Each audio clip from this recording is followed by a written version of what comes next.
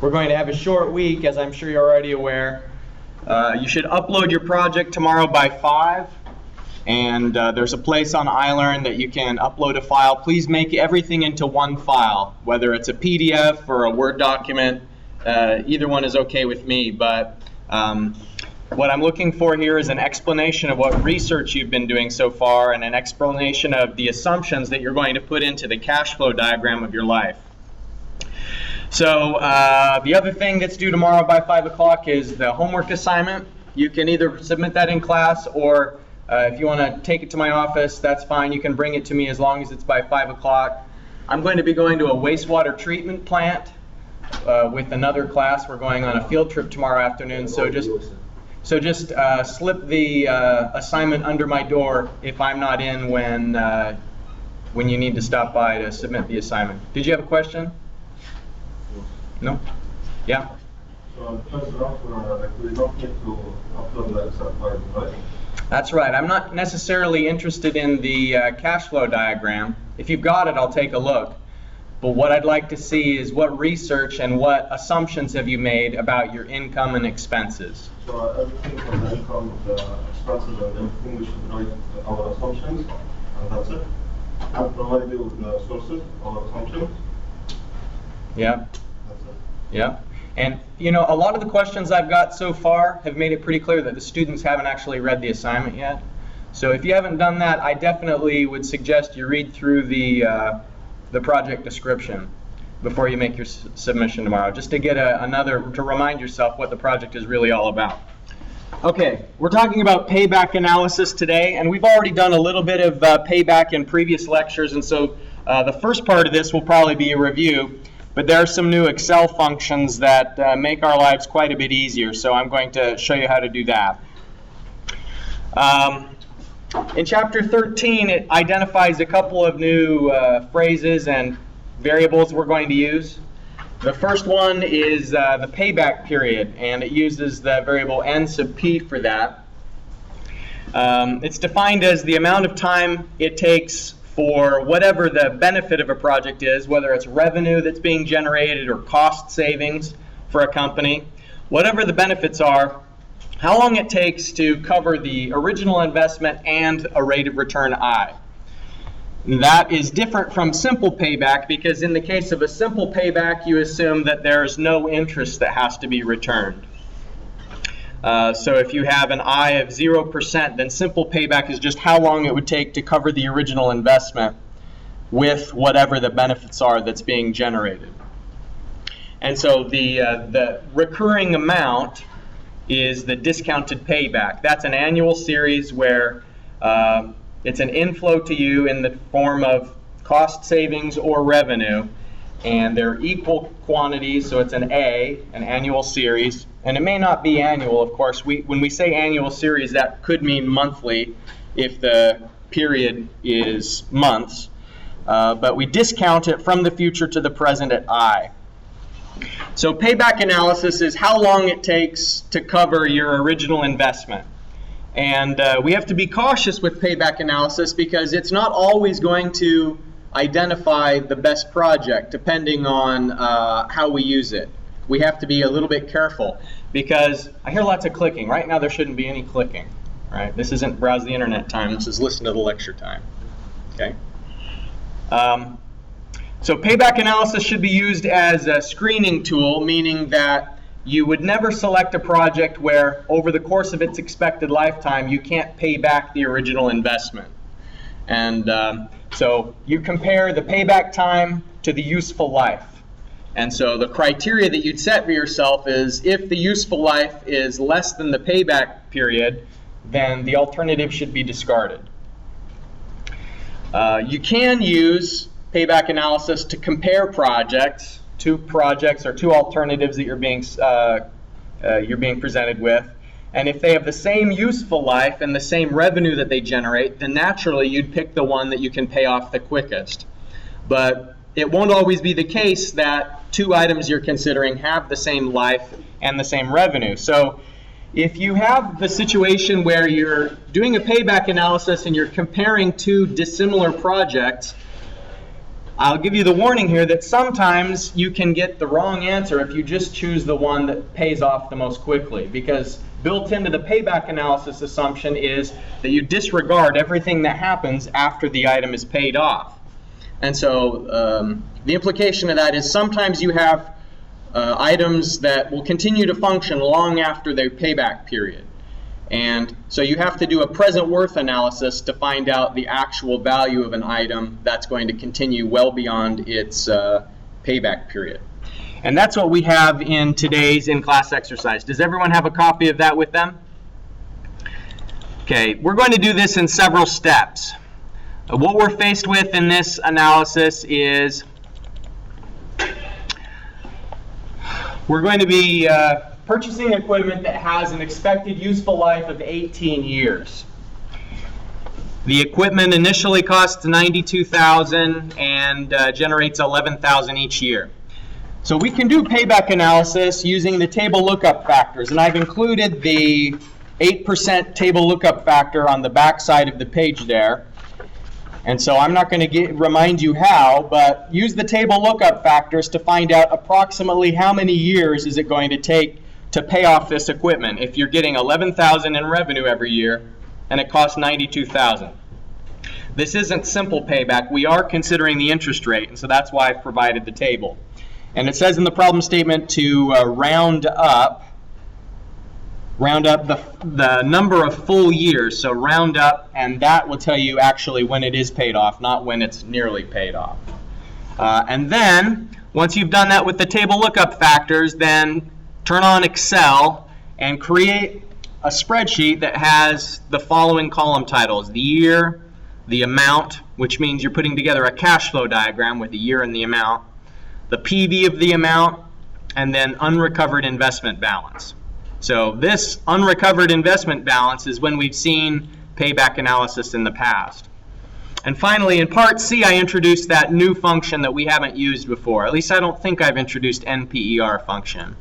You've seen NPER when you've done other functions, but it's a function that will solve for the number of years required to pay back. Okay, so let's do those 3 steps.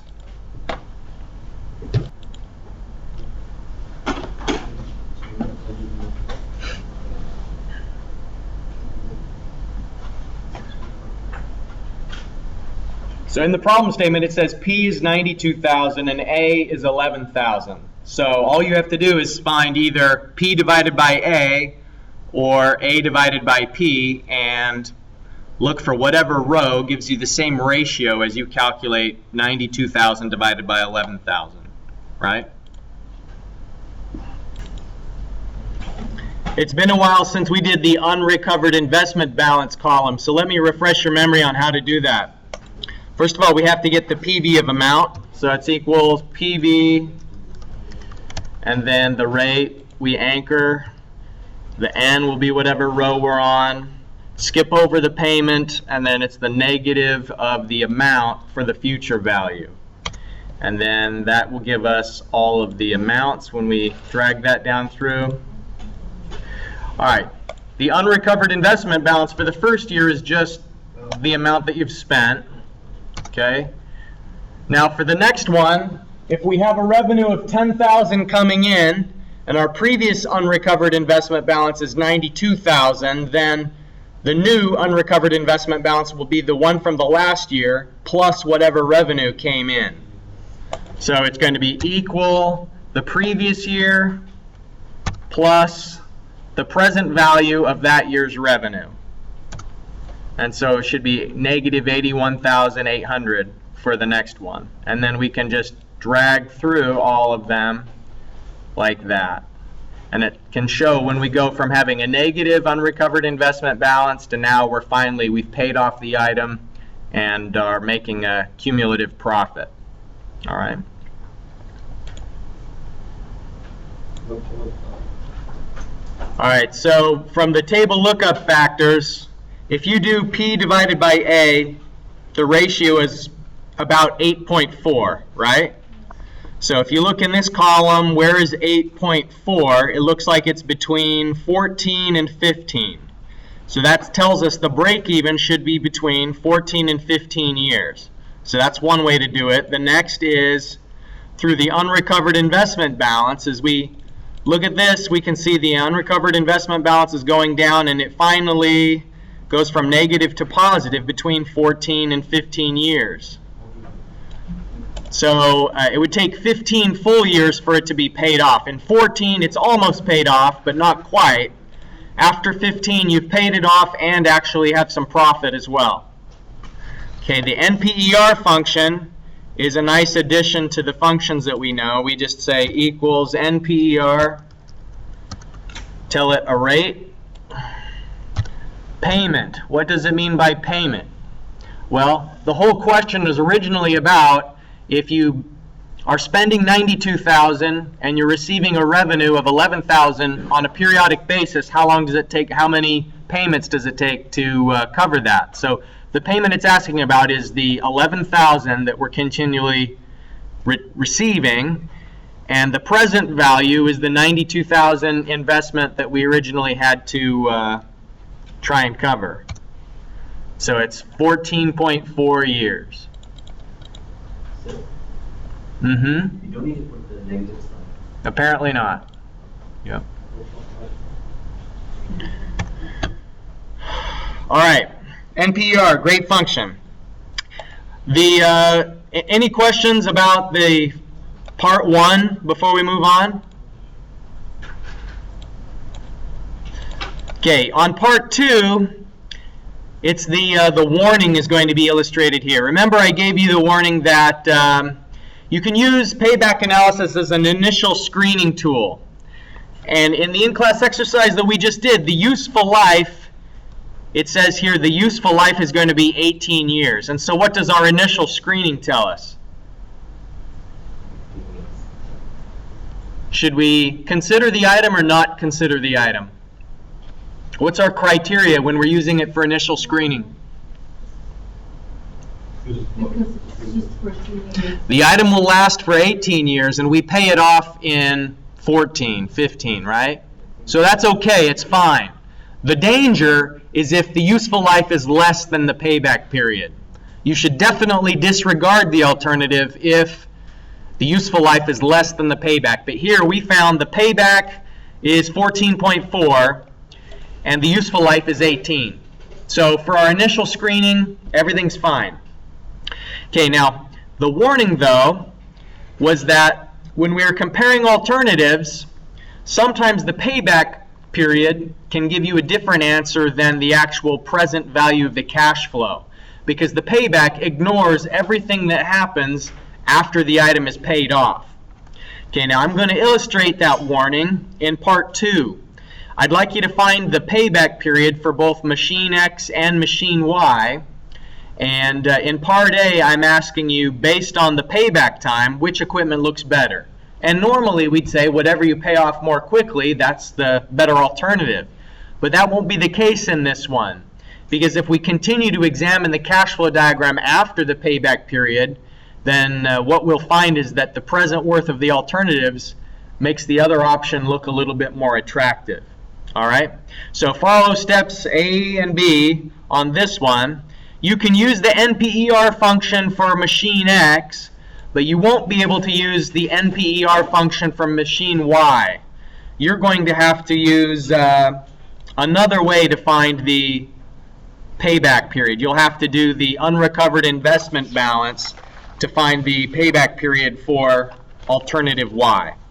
But you can use just NPER for alternative X. All right? Okay, for part 2, we're choosing between alternatives. We got one machine that'll last for 7 years and another that'll last for 14 years. And one of the differences between them is it looks like this second machine, it takes a while to get going. After 5 years of getting small revenue of 1,000, then in years 6 through 14 it gives revenue of 3,000. So the first thing we need to look at is payback, because we want to see if the payback time is less than the service life. Because if it's not, then we have to reject the alternative to begin with. And so let's do screening, as we say. We can do NPER for machine X. It's simple, equals NPER Our rate is 8%. The payment is $3,000. And the present value that we're trying to pay off is $12,000. And that was an outflow, which is why the amount is negative. So 5.01 years is how long it takes to pay off machine X. How come we can't do the NPER function for machine Y? We can't do NPER for machine Y. Why not? Yeah, what would we put as the amount? You know, would it be 1,000? Would it be 3,000? We try and somehow average them.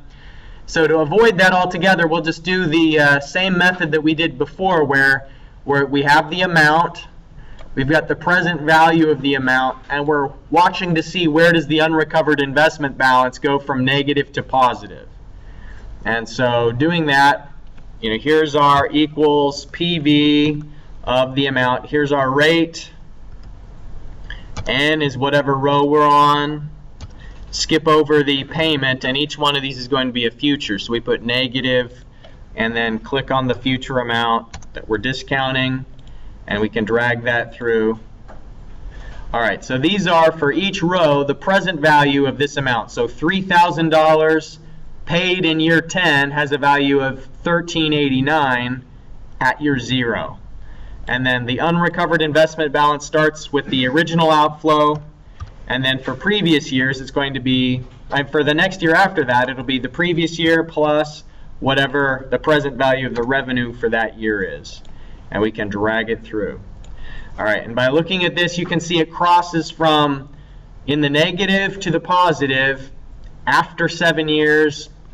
In 8 years, it's paid off. So break even after 7 years. It's after the 7th year that it breaks even. So we would compare that to the useful life of 14 and say, yes, as a screening tool, break-even analysis tells us that both alternatives are acceptable.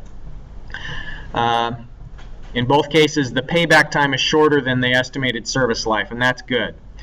Now, here's where we could be led astray, is if we just picked which machine to use based on the payback time, it would seem like 5 is better than more than 7, right?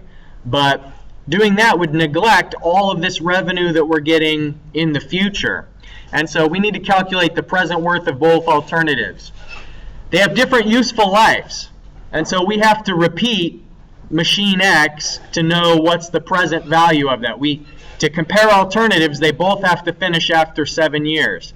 And so here's the first cash flow diagram, one life of machine X. And if we assume that we can get machine X for the same amount the second time around, then we have the original cost of $12,000, and then we're adding our $3,000 in revenue for that year. So we'll have negative $9,000 in year 8, and then every year after that is $3,000 in revenue. And there was no salvage for that machine. So the present value of machine X, we can do the NPV function. Our rate is the 8%, and the value should only include the amounts that aren't yet in the present. And then the plus the present is on the outside of the NPV function. So the present value of 2 rounds of machine X would be $6,250. And then the present value of machine Y equals NPV 8%. We'll select only the machine Y amounts that are in the future, and then add in separately the amount that's already at the present. So here was the NPV of machine Y, which is a 14-year cycle, and then here's NPV of machine X, repeated. So which one is actually best? Machine Y or machine X? Y will give us the most cash flow. Even though it takes longer to pay off, all of that extra revenue at the end of its life makes it beneficial. So what we learned today, first of all, is that we can use payback time as a screening tool. And what's the criteria when we're doing screening? The accept or reject criteria?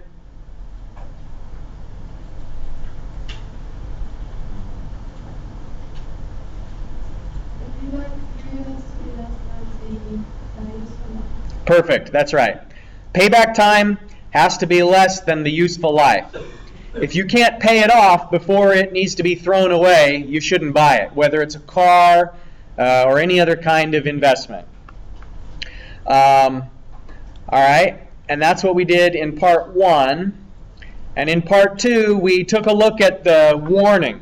The warning being that although you can use payback time as a screening tool or as a comparison tool if the useful lives and revenues are the same, you need to be cautious about using it as a decision tool because it's really the present worth of alternatives that tells you which one is best. Are there any questions from today's in-class exercise? Yeah. What's the value for both machines?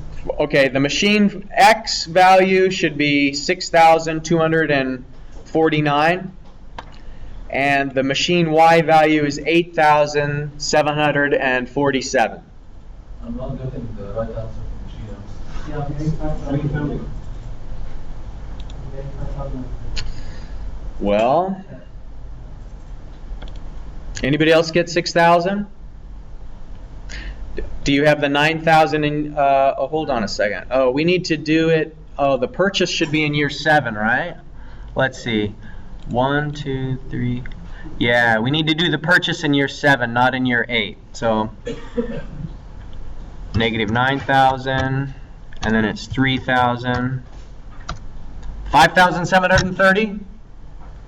Oh, okay. Good. Thank you for catching that. Yeah, I was doing the purchase in year 8. The purchase should be in year 7. So the answer should be 5,731 versus 8,000. So machine Y is even more attractive if that's the case. All right. So let's take one look at the reminders here. We're going to have class again tomorrow. We'll see each other 2 days in a row. So I'll see you back in the computer lab. And on your way out, please drop off your in-class exercise so I can give you credit for today's class.